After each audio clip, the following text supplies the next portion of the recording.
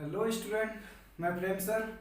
और दोस्तों, जैसे हमारा चैप्टर चल रहा था बैंक रिकॉन्सिलेशन स्टेटमेंट, तो आज मैं बैंक रिकॉन्सिलेशन स्टेटमेंट का सेकंड पार्ट लेकर आया हूँ। फर्स्ट पार्ट में आपने बैंक रिकॉन्सिलेशन स्टेटमेंट के बारे में सीखा कि बैंक रिकॉन्सिलेशन स्टेटमेंट होता क्या है और उसमें कितनी सिचुएशन होती है। साथ ही आपने ये भी जाना कि बैंक रिकॉन्सिलेशन स्टेटमेंट बनाने की जरूरत बिजनेस में क्यों पड़ती है। बैंक रिकॉन्सिलेशन स्टेटमेंट का मतलब होता है कि बिजनेसमैन की कैश बुक को बैंक की पासबुक से मैच करना। क्योंकि देखो, हर बिजनेसमैन अपने जो भी ट्रांजैक्शन बैंक के साथ करता है वो अपने बिजनेस की कैश बुक में रिकॉर्ड करता है। साथ ही साथ हर ट्रांजैक्शन के प्रूफ के रूप में बैंक हमें बैंक स्टेटमेंट या पासबुक देता है। और जब दोनों ही जगह कैश बुक और बैंक की पासबुक दोनों ही जगह सारी ट्रांजैक्शन रिकॉर्ड की जाती हैं तो दोनों के बैलेंस भी सेम आने चाहिए। तो इसकी डिटेल्ड कॉन्सेप्ट अच्छे से समझने के लिए अगर आपने पार्ट फर्स्ट नहीं देखा तो आप आई टैब पे जाएं, आपको वहां पर डिटेल में इसकी पूरी कॉन्सेप्ट मिल जाएगी। तो पहले आपको वो वीडियो देखना जरूरी है। अगर उसे आपने नहीं देखा तो पहले आप वो वीडियो देखें, उसके बाद ही आप ये आज पार्ट सेकंड हम सीखेंगे जिसमें ओवरड्राफ्ट के बारे में डिस्कस करेंगे। अब ओवरड्राफ्ट की सिचुएशन पहले समझना है कि ओवरड्राफ्ट कहते किसे हैं। ओवरड्राफ्ट का मतलब होता है कि जहां पर हमारे बैंक अकाउंट में जितने पैसे थे हमने उससे ओवर ड्रॉन कर लिए। फॉर एग्जाम्पल कि ये हमारी बैंक की पासबुक है, बैंक की पासबुक है और पासबुक में अगर क्रेडिट बैलेंस होता है तो हमारे लिए फेवरेबल है। पासबुक में अगर क्रेडिट में बैलेंस है, मान लो हमारे अकाउंट में बाई बैलेंस बीडी 20,000 रुपीज, 20,000 का हमारे अकाउंट में क्रेडिट बैलेंस है, इसका मतलब ये फेवरेबल बैलेंस है।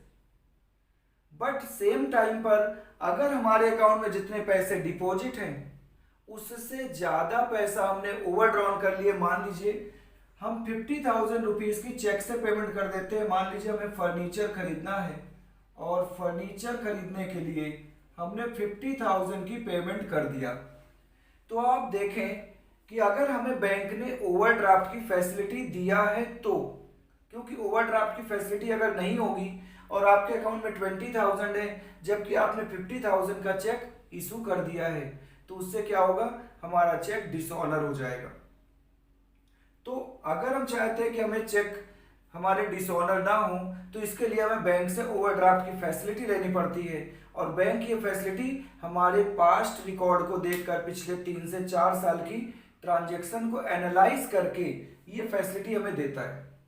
मान लीजिए कि बैंक से हमें 1 लाख रुपीज की ओवरड्राफ्ट की फैसिलिटी मिली है। 1 लाख रुपीज ओवरड्राफ्ट का मतलब क्या है कि अगर आपके अकाउंट में 20,000 है और आपने 1,20,000 का भी चेक इशू कर दिया तो आपको बैंक आपके चेक को ऑनर कर देगा। ऑनर का मतलब आपके अकाउंट से पेमेंट कर देगा, जिससे क्या होगा, अकाउंट में 20,000 थे, आपने 1,20,000 का चेक इशू किया तो आपके अकाउंट में 1 लाख का ओवरड्राफ्ट हो जाएगा। सिमिलर सिचुएशन यहाँ भी है कि आप देखें कि अकाउंट में तो 20,000 है, हमने 50,000 का चेक इशू कर दिया। अब 50,000 का चेक इशू करने से पोजीशन क्या हो गई कि हमारा डेबिट साइड का टोटल पासबुक का डेबिट बैलेंस एक्सीड हो गया, ज्यादा हो गया as compare to credit balance. अब हमारा डेबिट का टोटल ज्यादा है, यही 50,000 इधर आया और इसमें से 20,000 घटाया तो 30,000 यहाँ पर एक्सेस है। किसका? डेबिट बैलेंस का एक्सेस है, जो कि नेक्स्ट ईयर में या नेक्स्ट मंथ में हमारे लिए क्या बैलेंस बन गया, डेबिट बैलेंस। तो डेबिट बैलेंस कितना हो गया, 30,000। इसका मतलब कि पासबुक का जो बैलेंस हमारे लिए फेवरेबल होता है वो तो क्रेडिट होता है, बट अब यहाँ सिचुएशन क्या है, हमारे अकाउंट में डेबिट बैलेंस हो गया है और ये हमारे लिए क्या है, ओवरड्राफ्ट। तो अब हमें अपने माइंड में रखना है कि ओवरड्राफ्ट का मतलब बैंक में हमारा नेगेटिव बैलेंस। तो कैश बुक और पासबुक दोनों में नेगेटिव हो सकता है, मीन्स जब पासबुक में नेगेटिव होगा तो ऑब्वियसली कैश बुक में भी नेगेटिव बैलेंस होगा, मीन्स ओवरड्राफ्ट होगा। अब इस सिचुएशन को कैसे ठीक किया जाए, अब एक और एग्जांपल देकर मैं समझा सकता हूं कि मान लीजिए अब इस टाइम पर अभी तो हमारे अकाउंट में क्या है, डेबिट बैलेंस है, मीन्स नेगेटिव बैलेंस है, हमारे बैंक में पैसे नहीं है, बल्कि हमने 30,000 ओवरड्रॉन कर रखा है। अब इस सिचुएशन में बैंक हमें कोई इंटरेस्ट नहीं देगा, बल्कि बैंक ओवरड्राफ्ट पर इंटरेस्ट चार्ज करेगा। बैंक इंटरेस्ट तो तब देता जब हमारे अकाउंट में पैसे होते, अब तो हमने बैंक से ओवरड्रॉन कर रखा है, एक तरह से बैंक से लोन ले लिया हमने 30,000 का, तो हमें इस पर इंटरेस्ट देना पड़ेगा। अच्छा, दूसरी बात समझिए कि अगर मान लो अब इस सिचुएशन में हम बैंक में कोई चेक डिपॉजिट करते हैं, अगर ऐसी सिचुएशन में हम बैंक में कोई चेक डिपॉजिट करते हैं, मान लीजिए मिस्टर एक्स से हमें एक चेक मिला है 10,000 का, वो हमने बैंक में डिपॉजिट कर दिया, तो अब चेक डिपॉजिट करने से हमारे अकाउंट में पैसे नहीं आएंगे, बल्कि क्या सिचुएशन है देखिए, ओवरड्राफ्ट का मतलब नेगेटिव बैलेंस, हमारे अकाउंट में नेगेटिव बैलेंस है, ओवरड्राफ्ट 30,000 है। और या कहें कि मैं स्टार्टिंग से, वैसे ये सिचुएशन आपको समझ आ गई होगी। अब ये 30,000 का ओवरड्राफ्ट है, अगर आप चेक डिपॉजिट करते हैं, चेक डिपॉजिट करते हैं कितने का, 10,000 का, तो आपके अकाउंट में पैसे आने की बजाय आप क्या देखते हैं कि आपका ओवरड्राफ्ट कम हो गया, मीन्स बैंक आपके अकाउंट में पैसे ट्रांसफर करने के बजाय सबसे पहले अपना ओवरड्राफ्ट का पैसा चार्ज करेगी। तो बैंक ने आपके 30 में से 10,000 ओवरड्राफ्ट के घटा दिए, अभी भी आपका ओवरड्राफ्ट 20,000 है। और अगर ऐसी सिचुएशन में आप कोई चेक इशू करते हैं, चेक इशू करते हैं, तो चेक इशू करने का इम्पैक्ट क्या होगा, पहले ही नेगेटिव बैलेंस है, आपने मान लीजिए 15,000 का एक चेक और इशू कर दिया, अब आपके अकाउंट में क्या हो जाएगा, -35,000, मीन्स आपका ओवरड्राफ्ट बढ़ गया। तो आपको बहुत लॉजिक के साथ समझना है कि अगर नेगेटिव सिचुएशन में ओवरड्राफ्ट है और आप और भी चेक इशू करोगे तो ओवरड्राफ्ट बढ़ेगा। समझ आ गया आपको? तो अगर नेगेटिव है तो नेगेटिव करने से ही बढ़ेगा, और अगर नेगेटिव है और आप पॉजिटिव दिखा देते हैं, मीन्स कुछ भी डिपॉजिट करते हैं, तो ओवरड्राफ्ट आपका कम होगा। बैंक अब इंटरेस्ट तो देगा नहीं, बैंक हमसे इंटरेस्ट चार्ज करेगा, और जब इंटरेस्ट चार्ज करेगा तो इंटरेस्ट के अमाउंट से भी ओवरड्राफ्ट बढ़ेगा। बैंक हमसे बैंक चार्जेस भी लेता है। तो मैं आपको एक क्वेश्चन के थ्रू पहले कैश बुक का ओवरड्राफ्ट समझाता हूं और फिर पासबुक का ओवरड्राफ्ट समझाता हूं, ठीक है? तो मैं क्वेश्चन एक यहां पर नोट करता हूं।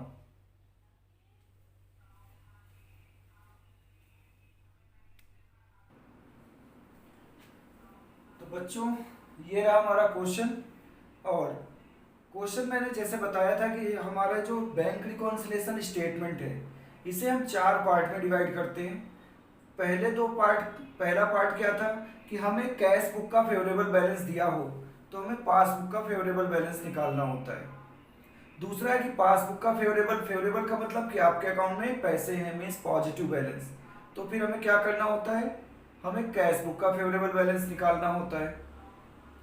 फिर तीसरा है कि आपको कैश बुक का ओवरड्राफ्ट दिया हो तो पासबुक का ओवरड्राफ्ट हमें निकालना होता है, या फिर पासबुक का ओवरड्राफ्ट दिया हो तो कैश बुक का ओवरड्राफ्ट निकालना होता है, ठीक है? तो आज ये तीसरा केस है हमारा जहां पर हमें कैश बुक का ओवरड्राफ्ट दे रखा है। तो यहां पर केस लिख देता हूं, केस हमारा थर्ड है,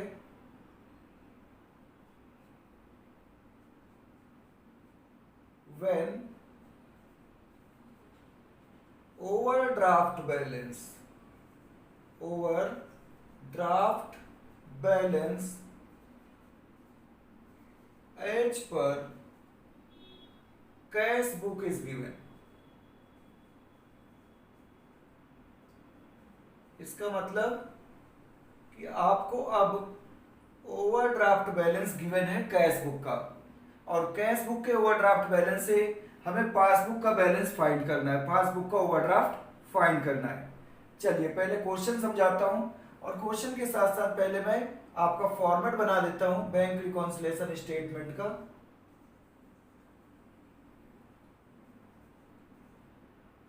तो बच्चों, आपको अगर ये कॉन्सेप्ट बहुत डिटेल में समझनी है और आप चाहते हैं कि आगे कभी भी लाइफ में डाउट ना आए इस पे, तो वीडियो को लास्ट तक जरूर देखें, ठीक है। और चैनल को अभी तक सब्सक्राइब नहीं किया तो चैनल को सब्सक्राइब कर लें, साथ ही बेल आइकन जरूर प्रेस करें ताकि आपको हर वीडियो की नोटिफिकेशन टाइम पर मिलती रहे और आपकी कोई भी वीडियो मिस ना हो। Bank reconciliation statement.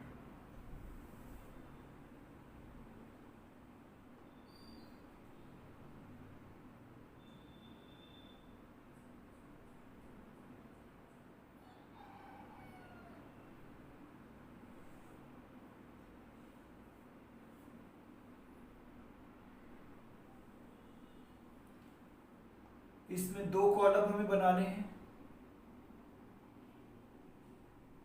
जैसे कि हमने पार्ट फर्स्ट में 2 कॉलम बनाए थे।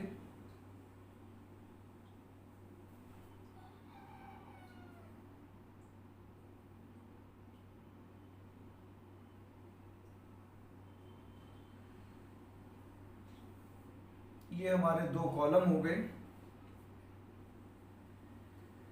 और यहां फॉर्मेट में हमें क्या लिखना है, पर्टिकुलर्स, जिसमें हम डिटेल्स में मेंशन करेंगे। और यहाँ पर जो 2 कॉलम हैं, एक में लिखेंगे प्लस अमाउंट, दूसरे में लिखेंगे माइनस अमाउंट, ठीक है, माइनस अमाउंट। अब देखिए क्वेश्चन हम शुरू करते हैं, जिससे आपको कॉन्सेप्ट और अच्छे से क्लियर हो जाएगी।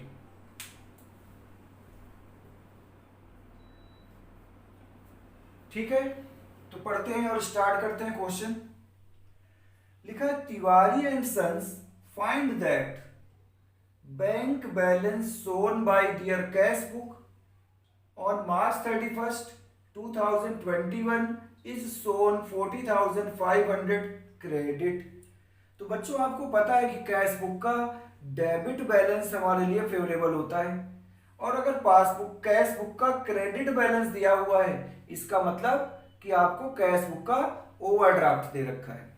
तो आपको कैश बुक का ओवरड्राफ्ट गिवन है and which is not match with the passbook, और ये कैश बुक का ओवरड्राफ्ट बैलेंस हमारे पासबुक से मैच नहीं हो रहा, हमें इसे मैच करना है। और पासबुक से मैच ना होने के क्या कारण है, वो 4 कारण यहाँ पे दिए हुए हैं, 4 रीजन यहाँ पर दे रखे हैं कि हमारी कैश बुक पासबुक से मैच क्यों नहीं हो रही। ठीक है, तो सबसे पहले आपको कैश बुक का क्रेडिट बैलेंस दिया हुआ है। अब इस क्रेडिट बैलेंस को सबसे पहले आप कैसे मेंशन करेंगे, यहाँ पर यहां लिखेंगे ओवरड्राफ्ट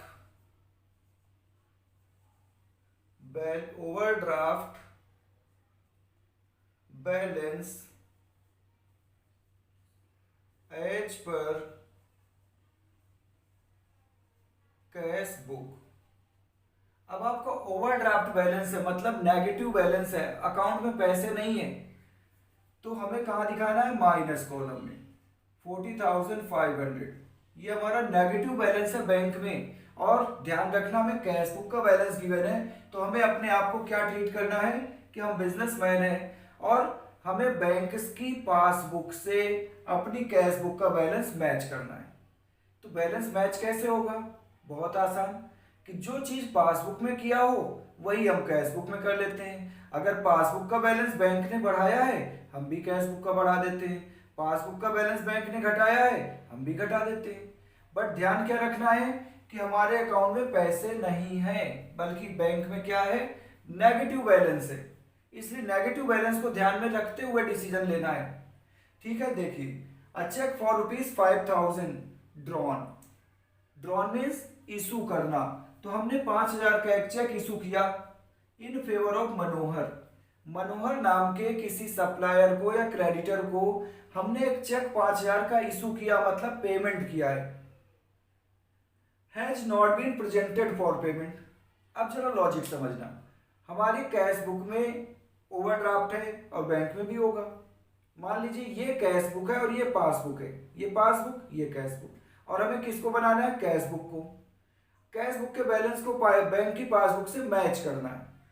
अब देखिए जरा लॉजिक समझें, हमारे अकाउंट में पैसे नहीं है, नेगेटिव बैलेंस है, और उसके बावजूद भी अगर हम चेक इशू करेंगे तो हमें पता होगा कि भाई चेक इशू करने से हमारा ओवरड्राफ्ट बढ़ जाएगा, क्योंकि ऑलरेडी नेगेटिव बैलेंस है। और फिर भी आपने चेक इशू कर दिया, किसी को पेमेंट किया, तो क्या सोचेंगे कि बैंक जब 5,000 की पेमेंट और करेगा तो हमारा नेगेटिव बैलेंस और बढ़ जाएगा। ऐसा सोच के बिजनेसमैन ने कैश बुक का ओवरड्राफ्ट बढ़ा दिया। ध्यान रखना, बिजनेसमैन ने क्या किया, कैश बुक का ओवरड्राफ्ट बढ़ा दिया, ये सोचकर कि बैंक पेमेंट करेगा तो बैंक में ओवरड्राफ्ट बढ़ जाएगा। बट जिस सप्लायर मनोहर को हमने चेक दिया वो तो बैंक में पेमेंट के लिए गया ही नहीं। हमने कैश बुक का ओवरड्राफ्ट बढ़ा रखा है, जबकि बैंक की पासबुक का ओवरड्राफ्ट नहीं बढ़ा। तो अगर बैंक की पासबुक से ओवरड्राफ्ट हमें कैश बुक को मैच करना है तो क्या करना चाहिए, हमें कैश बुक का ओवरड्राफ्ट घटा देना चाहिए। समझ आया? फिर से समझिए, हमने जब चेक इशू किया, हमें पता है अकाउंट में पैसे नहीं है, फिर भी हमने चेक इशू कर दिया, पेमेंट किया, तो क्या किया, हमने सोचा कि हमारे बैंक से पेमेंट होगी, बैंक का ओवरड्राफ्ट बढ़ जाएगा, ऐसा सोचकर हमने अपनी कैश बुक में ओवरड्राफ्ट बढ़ा दिया। बट जिसको हमने चेक दिया वो बंदा तो बैंक गया ही नहीं, बैंक से पेमेंट नहीं हुई, तो बैंक ने तो ओवरड्राफ्ट नहीं बढ़ाया, पासबुक का बैलेंस या पासबुक का ओवरड्राफ्ट कम है, हमने कैश बुक का ओवरड्राफ्ट बढ़ा दिया है। अगर बैंक की पासबुक से बैलेंस हमें मैच करना है तो कैश बुक में क्या करना पड़ेगा, ओवरड्राफ्ट घटाना पड़ेगा। चलिए हम घटा देते हैं। घटाने के लिए आपको प्लस कॉलम में दिखाना है। अभी आपको कॉन्सेप्ट बताया था कि नेगेटिव बैलेंस को प्लस करने से नेगेटिव बैलेंस कम होता है। तो यहां पर रीजन लिखेंगे कि cheque issued but not yet presented for payment. हमने ओवरड्राफ्ट बढ़ा दिया था, चेक इशू किया था, बैंक में चेक नहीं पहुंचा, इसलिए हमने अपने कैश बुक में ओवरड्राफ्ट घटा दिया, माइनस कर दिया। सेकंड है post dated cheque for ₹900 has been debited in the bank column of cash book. अब समझे जरा, पोस्ट डेटेड का मतलब क्या होता है। पोस्ट मीन्स बाद की डेट का, पोस्ट डेटेड मीन्स आज मान लीजिए कि आज 20 अगस्त 2021 है और मैंने जो चेक इशू किया या चेक मुझे मिला, वो चेक उस पर डेट लिखी है September 1 नेक्स्ट मंथ की। तो इसका मतलब 1 सितंबर का चेक मुझे आज 20 अगस्त 20 अगस्त को मिल गया है। तो क्या मेरा बैंक बैलेंस बढ़ जाएगा या मैं वो चेक बैंक में जमा कर सकता हूं क्या? बिल्कुल नहीं। जो डेट है चेक की उसके बाद तो आप जमा कर सकते हैं, उससे पहले नहीं कर सकते। अब जैसे आज 20 अगस्त है, 20 अगस्त है और चेक आपको नेक्स्ट मंथ का मिला है, उस पर नेक्स्ट मंथ की डेट लिखी है, तो जब तक वो डेट नहीं आ जाती हम उस चेक को बैंक में डिपॉजिट नहीं कर सकते, क्योंकि चेक डिपॉजिट करेंगे तो डिसऑनर हो जाएगा। तो हुआ क्या कि एक फ्यूचर की डेट का पोस्ट डेटेड चेक हमें 900 का मिला, जिसे हमने अपने कैश बुक के बैंक कॉलम में डेबिट में दिखा दिया, ये सोचकर कि ये चेक बैंक में जमा हो जाएगा, but could not have been deposited into bank, क्योंकि अभी डेट नहीं आई थी इसलिए बैंक में डिपॉजिट नहीं किया। अब इसका इफेक्ट आप समझिए, हमने अगर अपनी कैश बुक के बैंक कॉलम को डेबिट कर दिया, इसका मतलब हमने तो अपना ओवरड्राफ्ट घटा दिया कैश बुक में, ये सोचकर कि चेक बैंक में डिपॉजिट होगा तो बैंक का ओवरड्राफ्ट भी घट जाएगा। बट जब चेक हमने बैंक में जमा ही नहीं किया तो पासबुक का ओवरड्राफ्ट तो नहीं कम हुआ, हमने कैश बुक में ओवरड्राफ्ट घटा दिया है। अब बैंक से मैच करना है तो कैश बुक का ओवरड्राफ्ट हमें क्या करना पड़ेगा, बढ़ाना पड़ेगा। समझ आया? नहीं आया तो फिर से एक बार समझाता हूं। देखिए हमारे अकाउंट में क्या है, नेगेटिव बैलेंस। अब एक कस्टमर से हमें एक चेक मिला है 900 का और उस पर फ्यूचर की डेट लिखी है, करंट डेट नहीं है, फ्यूचर की डेट, 10 दिन 15 दिन बाद की डेट है। तो ऐसे चेक को हम क्या कहते हैं, पोस्ट डेटेड चेक। अब वो पोस्ट डेटेड चेक हमें बैंक में तो हम डिपॉजिट कर नहीं सकते, कब तक, जब तक कि उसकी डेट नहीं आ जाती। बट जब चेक मिला है तो हमने अपनी कैश बुक के बैंक कॉलम में डेबिट कर दिया, मतलब अपना ओवरड्राफ्ट घटा दिया है। जबकि चेक बैंक में जमा ही नहीं किया तो बैंक ने तो ओवरड्राफ्ट घटाया नहीं, और हमने क्या किया, हमने तो कैश बुक में ओवरड्राफ्ट घटा दिया है। अब बैंक से मैच करना है तो क्या करना पड़ेगा, हमें अपनी कैश बुक का ओवरड्राफ्ट बढ़ाना पड़ेगा। और बढ़ाने के लिए आप कहाँ दिखाएंगे, माइनस कॉलम में, क्योंकि माइनस और माइनस करने से ही आपका माइनस का कॉलम बढ़ता है, मीन्स ओवरड्राफ्ट बढ़ता है। ठीक है, तो ओवरड्राफ्ट बढ़ाने के लिए हमें माइनस में दिखाना है। अगर आपको फिर भी डाउट रहे तो आप यहाँ प्लस लिख लें कि ओवरड्राफ्ट बढ़ाने के लिए हमें माइनस कॉलम में दिखाना है, क्योंकि नेगेटिव बैलेंस नेगेटिव करने से ही तो बढ़ता है। नेगेटिव बैलेंस आप प्लस करोगे ओवरड्राफ्ट कम हो जाएगा।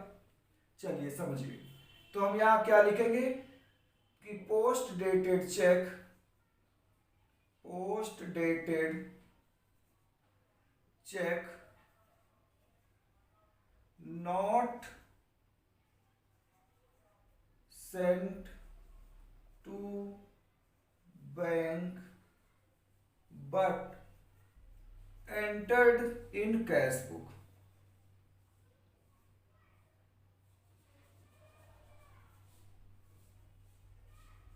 समझ आ गया आप लोगों को। चलिए अब नेक्स्ट एंट्री पढ़ते हैं। नेक्स्ट ट्रांजेक्शन क्या है कि cheque totalling 10,200, cheque totalling 10,200 deposited with the bank. 10,200 के चेक हमने बैंक में डिपॉजिट किए हैं। और जब बैंक में चेक डिपॉजिट किए तो क्या सोचकर डिपॉजिट किया होगा कि बैंक का ओवरड्राफ्ट कम हो जाएगा, ऐसा सोचकर हमने बैंक में चेक डिपॉजिट किए। बट हुआ क्या, हैव नॉट बीन कलेक्टेड, वो चेक तो एक भी कलेक्ट ही नहीं हुए।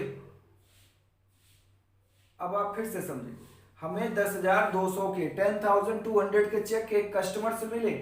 ये चेक हमने क्या किया, हमने ये चेक अपने बैंक में डिपॉजिट कर दिया, ये सोचकर कि चलो बैंक में कुछ पैसे आ जाएंगे, बैंक का ओवरड्राफ्ट कम हो जाएगा, ऐसा सोचकर हमने अपनी कैश बुक में ओवरड्राफ्ट घटा दिया। ध्यान देना कहाँ पे घटाया, चेक हमने जब डिपॉजिट किए तो हमने अपनी कैश बुक, ये हमारी कैश बुक है, हमने कैश बुक का ओवरड्राफ्ट कम कर दिया। बट वो चेक तो बैंक में कलेक्ट नहीं हुए, और जब कलेक्ट नहीं हुए, बैंक को पैसे नहीं मिले, तो बैंक ने पासबुक में ओवरड्राफ्ट नहीं घटाया, हमने तो कैश बुक में घटा रखा है। अब अगर हमें बैंक से मैच करना है तो क्या करना पड़ेगा, हमें अपना कैश बुक का ओवरड्राफ्ट फिर से बढ़ाना पड़ेगा। समझ आ गया।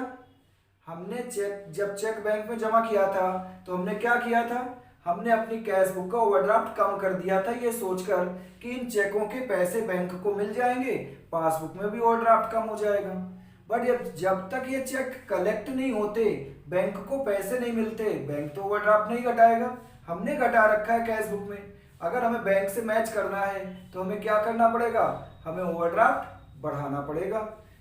ठीक है, तो हम चेक क्या करते हैं, ओवरड्राफ्ट बढ़ा देते हैं। बढ़ाने के लिए माइनस कॉलम में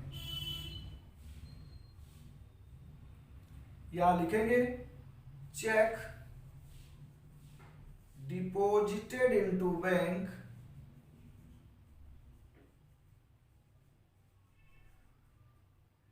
बट नॉट येट कलेक्टेड। और साथ ही एक और ट्रांजेक्शन भी लिखी, and a cheque of 4,000 has been dishonoured. और एक 4,000 का चेक हमने जो जमा किया था, बैंक में डिपॉजिट किया था, ये सोचा था कि इसके भी पैसे आ जाएंगे तो ओवरड्राफ्ट हमारा कम हो जाएगा, ऐसा सोचकर हमने ओवरड्राफ्ट अपनी कैश बुक में घटा दिया था। ये 4,000 का चेक तो बैंक जाकर डिसऑनर हो गया, इसके पैसे बैंक को नहीं मिले, बैंक ने पासबुक में ओवरड्राफ्ट नहीं घटाया, हमने कैश बुक में घटा रखा है। अब जब हमें खबर मिली कि बैंक में चेक डिसऑनर हो गया तो हमें क्या करना चाहिए, अपनी कैश बुक का ओवरड्राफ्ट बढ़ा देना चाहिए। तो हमें 4,000 रुपए से और ये ओवरड्राफ्ट बढ़ाना है, और लिखोगे कि चेक डिपॉजिटेड बट डिसऑनर्ड।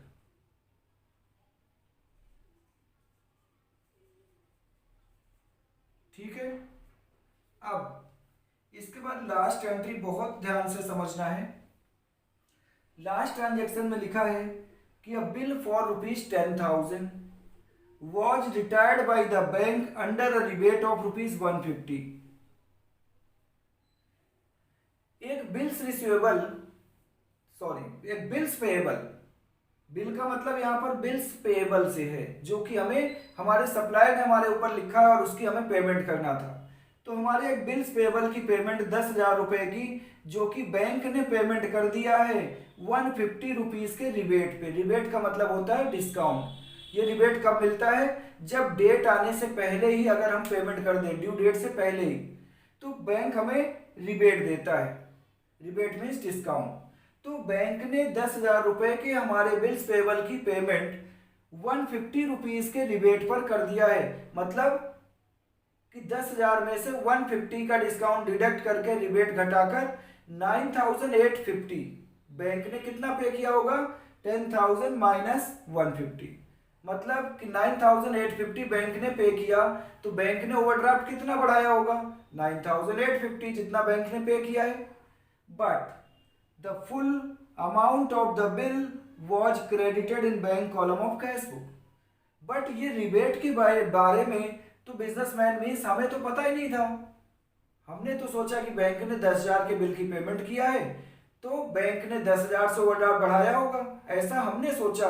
और हमने अपनी कैश बुक में पूरे फुल 10,000 से ओवरड्राफ्ट बढ़ा दिया।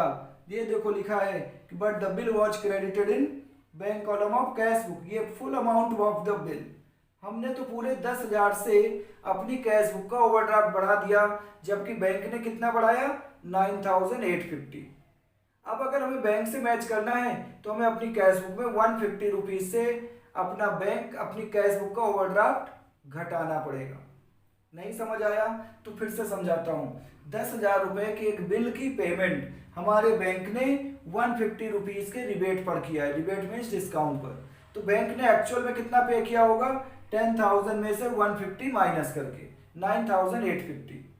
बट हमें ये बात नहीं पता थी, हमने फुल अमाउंट अपनी कैश बुक के बैंक कॉलम में क्रेडिट कर दिया। मतलब हमने तो पूरे 10,000 की पेमेंट दिखा दिया, तो हमने ओवरड्राफ्ट 150 रुपीज ज्यादा बढ़ा दिया है। हमें ओवरड्राफ्ट को कितने से माइनस कर देना है? ओवरड्राफ्ट केवल 150 रुपीज से हमें कम कर देना है। कम करने के लिए प्लस कॉलम में दिखाएंगे और लिखेंगे rebate receipt not entered in cash book. ठीक है। अब हमारी सारी ट्रांजैक्शन हो गई। अब हम कर लेते हैं टोटल।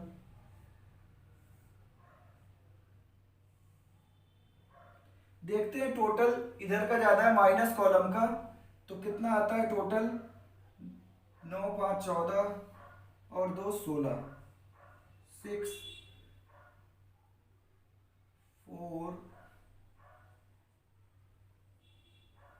एंड 5, 54,600।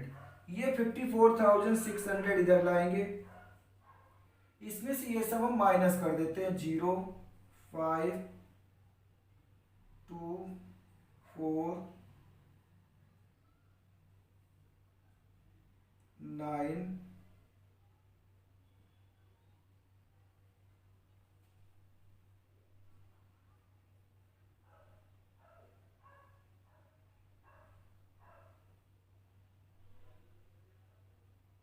49।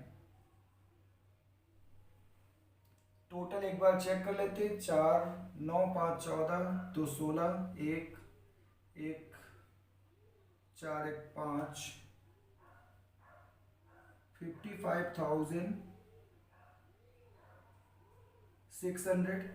तो यहाँ पर भी 55,600 और यहाँ आ जाएगा 50,450। अब ये जो बैलेंस निकला है, ये क्या निकला है? ये overdraft balance as per passbook. ये पासबुक का ओवरड्राफ्ट आ गया। यहां लिखेंगे आप overdraft balance as per as per passbook, ये आपका आंसर आ गया। तो बच्चों ये कॉन्सेप्ट आपको समझ आई या नहीं, आप हमें कमेंट करके ज़रूर बताएं। और अगर तक अभी तक आपने चैनल को सब्सक्राइब नहीं किया तो पहले चैनल को सब्सक्राइब करें और साथ ही वीडियो को जरूर लाइक और शेयर करें दोस्तों में, बेल आइकन जरूर हिट करें। तो इसे आप नोट करें। फिर मुझे अभी आपको थर्ड नहीं फोर्थ केस बताना है जिसमें ओवरड्राफ्ट बैलेंस एज पर आपको पासबुक का बैलेंस दिया हो तो आपको कैश बुक का बैलेंस निकालना है, तो कैसे निकालेंगे। ठीक है, इसे नोट करें।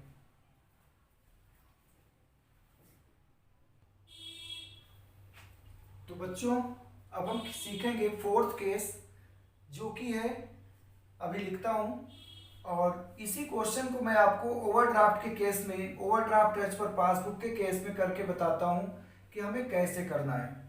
देखिए जो आंसर आया 50,450 वो मैंने यहाँ लिख दिया है कि बैलेंस एज पर पासबुक हमारा 50,450 है।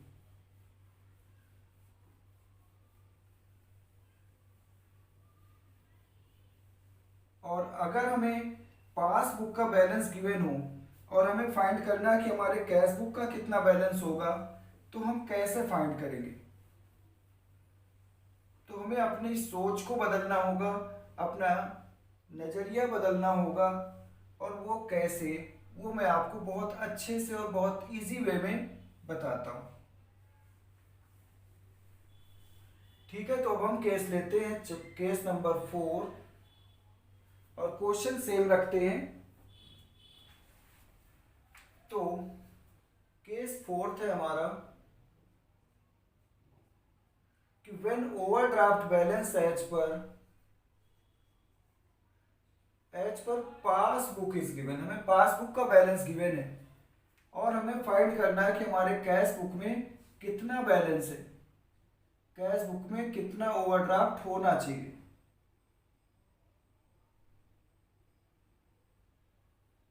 ठीक है,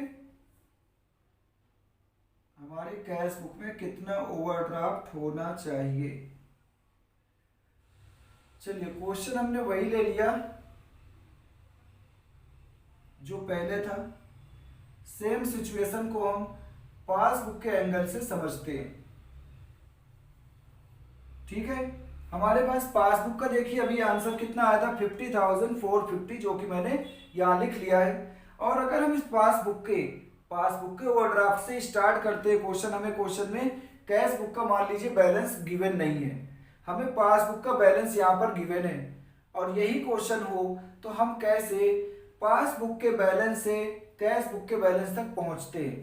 तो सबसे पहले पासबुक का बैलेंस गिवन है, ओवरड्राफ्ट है, तो आप यहाँ लिखें ओवरड्राफ्ट बैलेंस एज पर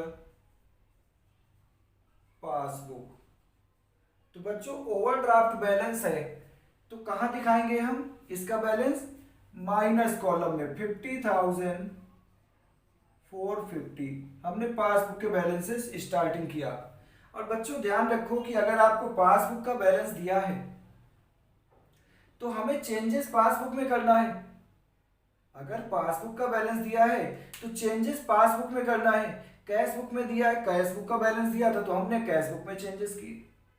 अच्छा एक बात और दिमाग में रखना है कि ये हम बैंक रिकॉन्सिलेशन स्टेटमेंट बना रहे हैं, हम रियल में ना तो कैश बुक में चेंज करेंगे ना तो रियल में पासबुक में चेंज करेंगे, बल्कि एक इमेजिनेशन करेंगे कि हमें पासबुक का बैलेंस दिया है और पासबुक का बैलेंस बिजनेसमैन की कैश बुक से मैच नहीं हो रहा, तो पासबुक में हमें चेंजेस करके कैश बुक से मैच करना है।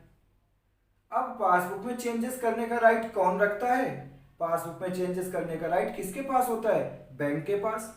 तो चलो हम अपने आप को बैंक मान लेते हैं और अपने आप को बैंक ट्रीट करते हुए सारी ट्रांजैक्शन को सही से समझ पाएंगे। क्योंकि अगर हम किसी रोल में खुद एंटर नहीं करते तो उस सामने वाले पर्सन की फीलिंग को हम नहीं समझ सकते। इसीलिए अगर हमें बैंक बैलेंस या पासबुक में चेंजेस करना है तो खुद को बैंक ट्रीट करें तो ज़्यादा बेटर तरीके से हम इसे समझ पाएंगे। चलिए तो हम अपने आप को क्या मान लेते हैं कि हम बैंक हैं और हमारे पास पासबुक है जिसका बैलेंस ओवरड्राफ्ट है 50,450, और ये पासबुक का बैलेंस बिजनेसमैन की कैश बुक से मैच नहीं कर रहा, तो हमें इसे मैच करने के लिए पासबुक में कुछ चेंजेस करने। तो अपना रोल नहीं भूलना। अब हम कौन है? बैंक। हमारे पास क्या है? पासबुक। चेंजेस कहाँ करना है? पासबुक में। किससे मैच करना है? बिजनेसमैन से। बिजनेसमैन कहाँ है? अपने ऑफिस में अपनी कैश बुक लेकर बैठा है। अब बिजनेसमैन ने अपनी कैश बुक में जो भी किया हो, उसने कैश बुक में बढ़ाया हो, तो हमें भी पासबुक में बढ़ाना पड़ेगा, तभी मैच होगा बैलेंस। अगर बिजनेसमैन ने घटाया है कैश बुक में, हमें भी पासबुक में घटाना पड़ेगा, तभी तो बैलेंस मैच होगा। तो चलो स्टार्ट करते हैं। अपना रोल नहीं भूलना। हम कौन है? बैंक। तो अब अपने आप को बैंक मानकर हमें सारी ट्रांजेक्शन सुधारनी है। देखिए, पहली ट्रांजेक्शन हमें अब यहाँ पर पता भी है कि हमारा आंसर आना कितना चाहिए। अगर इतना आता है तभी हमने सही ट्रीटमेंट किया है। देखिए, cheque of ₹5,000 drawn in favour of Manohar has not been presented for payment. Businessman ने एक चेक जो कि 5,000 रुपए का इशू किया है इन फेवर ऑफ मनोहर। 5,000 का चेक मनोहर के फेवर में इशू किया है, but has not been presented for payment. अब आपको समझना है कि बिजनेसमैन ने 5,000 का चेक इशू किया है, तो उसके अकाउंट में पैसे तो थे नहीं, तो उसने क्या किया होगा? अपने कैश बुक का ओवरड्राफ्ट बढ़ा दिया होगा। समझ आया? भाई, बिजनेसमैन को पता है कि उसके अकाउंट में पैसे नहीं है, ओवरड्राफ्ट बैलेंस है, तो ओवरड्राफ्ट है और उसने तब भी एक चेक इशू किया है, तो उसने क्या किया होगा? अपने कैश बुक का ओवरड्राफ्ट बढ़ा दिया होगा। ओवरड्राफ्ट बढ़ा दिया होगा, जबकि हम तो बैंक हैं, हमारे पास तो चेक आया नहीं, तो हमने पासबुक में बढ़ाया नहीं। अब हम तो बैंक है, हमें बिजनेसमैन से मैच करना है, तो हमें भी क्या करना पड़ेगा? पासबुक में ओवरड्राफ्ट बढ़ाना पड़ेगा। इसलिए हम क्या करेंगे? पासबुक में ओवरड्राफ्ट बढ़ाने के लिए माइनस कॉलम में दिखाएंगे। अभी मैंने आपको बताया था कि नेगेटिव बैलेंस नेगेटिव करने से बढ़ता है, माइनस का बैलेंस माइनस करने से बढ़ता है। इसीलिए जब आप इसके नीचे लिखेंगे तभी तो ये चीजें प्लस होंगी। तो यहां पर लिखेंगे cheque issued but not yet presented for payment।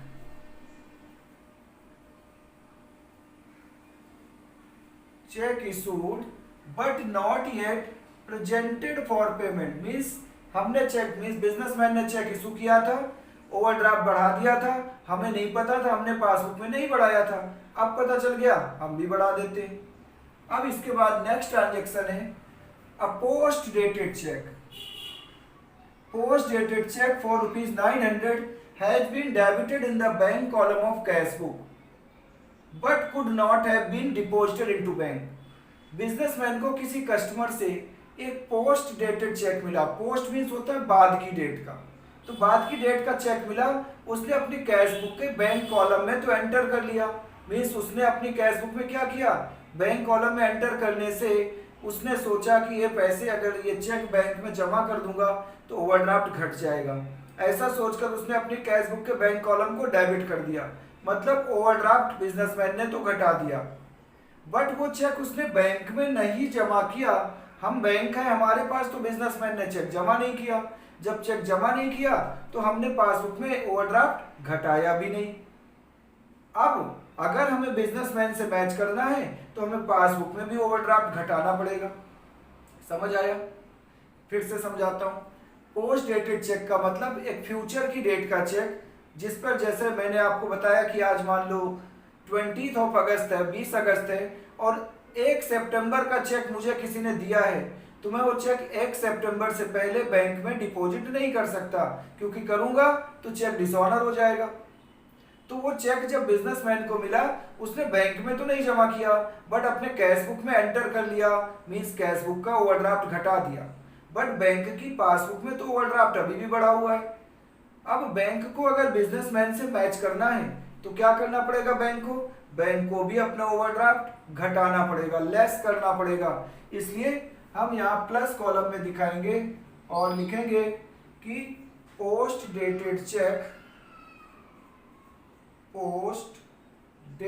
Check not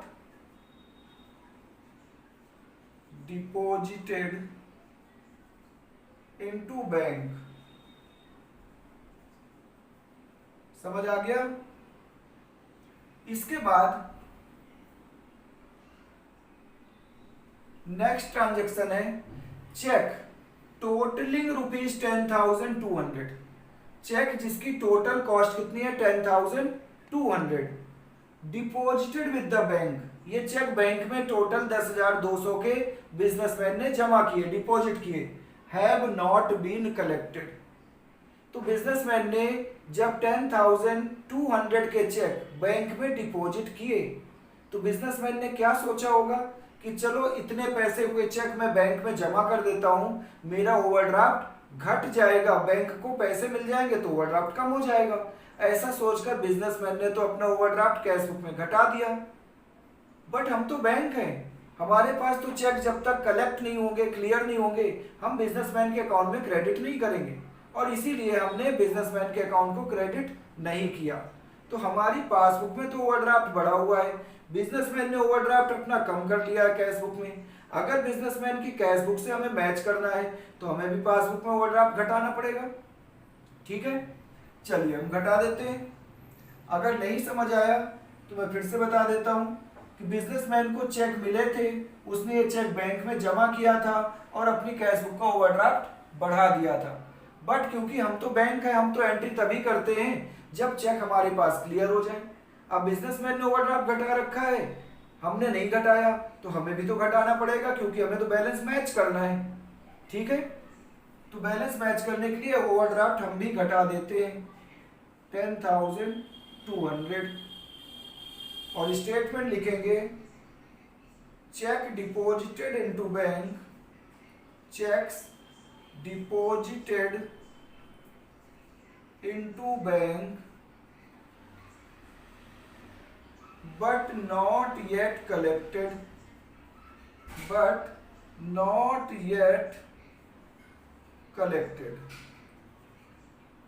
समझ आ गया? ध्यान रखना है, हम रियल में ना तो पासबुक में चेंज करने हैं, ना रियल में हम कैश बुक में। हमारा अभी मकसद क्या है, ये एक ब्लैंक पेपर पे A4 शीट पर ये स्टेटमेंट बनाया जाता है। क्योंकि आप सोचेंगे सर ऐसे कैसे चेंज कर सकते हैं जब अभी चेक क्लियर ही नहीं हुआ। तो रियल में हम पासबुक में और रियल में कैश बुक में चेंजेस नहीं कर रहे, ये एक A4 शीट पर हम स्टेटमेंट बना रहे हैं जिससे हम दोनों को मैच कर सकें, बैंक में जाकर क्लैरिफिकेशन कर सकें। अगर ऐसा नहीं करेंगे तो हमारा ही लॉस है। ठीक है, अब लास्ट ट्रांजेक्शन है कि अ bill for ₹10,000, a bill for ₹10,000 was retired by the bank under a rebate of ₹150। एक बिल्स पेबल था जिसकी पेमेंट हमें करना था, हमारे बैंक ने हमारे बिहाफ पर उस बिल्स पेबल की पेमेंट कर दिया। रिटायर्ड बाय बैंक का मतलब बैंक ने उस बिल की पेमेंट कर दिया, हमारी लायबिलिटी थी, बैंक ने पे कर दिया। But under a rebate of ₹150, 150 रुपए के रिबेट पर, डिस्काउंट पर। अब 10,000 में 150 रुपए का रिबेट अगर आप लेस कर दोगे तो बैंक ने एक्चुअल में कितना पे किया होगा, 9,850। अब बैंक ने 9,850 पे किया तो बैंक ने तो 9,850 से ओवरड्राफ्ट बढ़ाया, और बैंक कौन है, हम ही बैंक है। तो हमने ओवरड्राफ्ट कितना बढ़ाया, 9,850, जबकि बिजनेसमैन को ये बात नहीं पता थी। And full amount of the bill was credited in the bank column of cash book. Businessman ने पूरे 10,000 रुपए की पेमेंट अपनी कैश बुक में दिखा दी, मतलब कैश बुक में ओवरड्राफ्ट कितना बढ़ा दिया, पूरे 10,000। बैंक ने कितना बढ़ाया, 9,850। फिर से समझो, हम कौन है, हम बैंक है। हमने क्या किया है, हमने एक्चुअल में बिजनेसमैन के अकाउंट में से 10,000 में से 150 के डिस्काउंट पर 9,850 की पेमेंट किया। तो हमने तो 9,850 बैंक में बढ़ाया पासबुक में, बिजनेसमैन ने पूरे 10,000 से ओवरड्राफ्ट बढ़ा दिया क्योंकि उसे रिबेट के बारे में नहीं पता था। अब अगर बिजनेसमैन की कैश बुक से मैच करना है पासबुक को, तो पासबुक में 150 का ओवरड्राफ्ट और बढ़ाना पड़ेगा। मुझे लगता है शायद आपको अब समझ आ गया होगा। तो 150 रुपीज से, अच्छा एक और अमाउंट, यहाँ पे एक चेक की बात छूट गई। यहाँ पर लिखो, देखो लिखा है a cheque of ₹4000 has been dishonoured. एक चेक 4000 रुपए का बैंक में डिपॉजिट किया था बिजनेसमैन ने, तो ओवरड्राफ्ट उसने तो घटा दिया होगा, बट वो चेक बैंक में डिसऑनर हो गया, बैंक ने नहीं घटाया। तो बैंक को क्या करना चाहिए, बैंक को अगर बिजनेसमैन से मैच करना है तो पासबुक में ओवरड्राफ्ट घटाना पड़ेगा ना, क्योंकि बिजनेसमैन ने घटा रखा है। पहले ये एंट्री छूट गई थी, वो भी मैं लिख देता हूं 4000। यहां लिखेंगे कि चेक डिपॉजिटेड बट डिसऑनर्ड,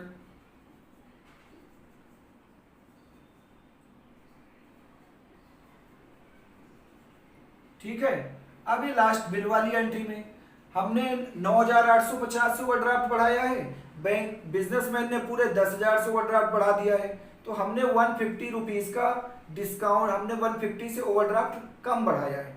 हमें बिजनेसमैन से मैच करना है, हमें भी 150 से ओवरड्राफ्ट और बढ़ाना पड़ेगा। तो ओवरड्राफ्ट बढ़ाने के लिए आप माइनस कॉलम में दिखाएंगे, यहां लिखेंगे rebate receipt, rebate means discount, तो rebate receipt not entered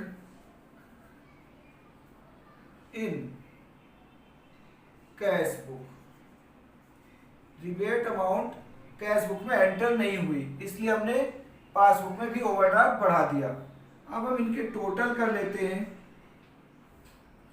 total इधर ज्यादा है, 50 और 5 55 55 600, 55,600।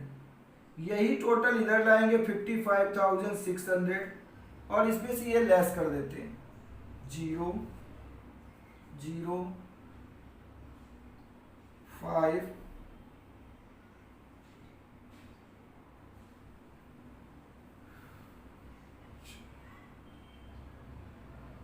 5 6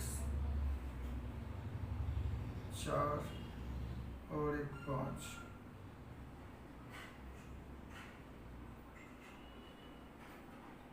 9 2 11 5 16, 1 4 1 5 0 एंड 4। अब आप देखें हमारा बैलेंस कितना आया, 40,500। इसे नाम देंगे overdraft balance as per cash book.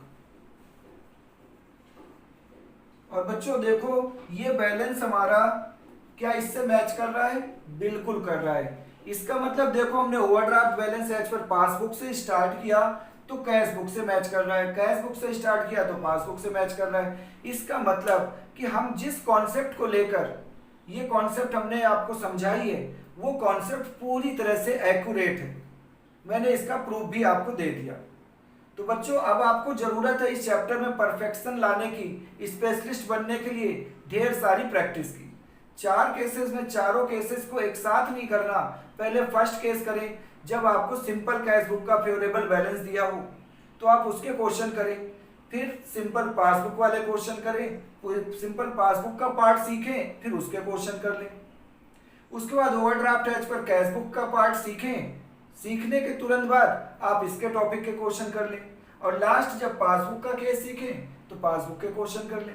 इस तरीके से आप 2 से 3 दिन के अंदर बैंक रिकॉन्सिलेशन स्टेटमेंट पूरी तरह से फिनिश कर लेंगे, और मुझे भरोसा है कि आपको इतनी डिटेल में ये चीज समझ आ जाएगी कि लाइफ में कभी डाउट नहीं अराइज होगा।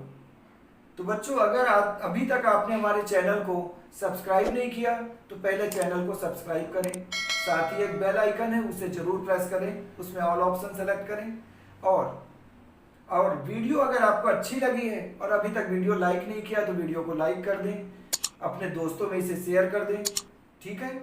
तब तक आप इसकी प्रैक्टिस करें। टेक केयर एंड जय हिंद।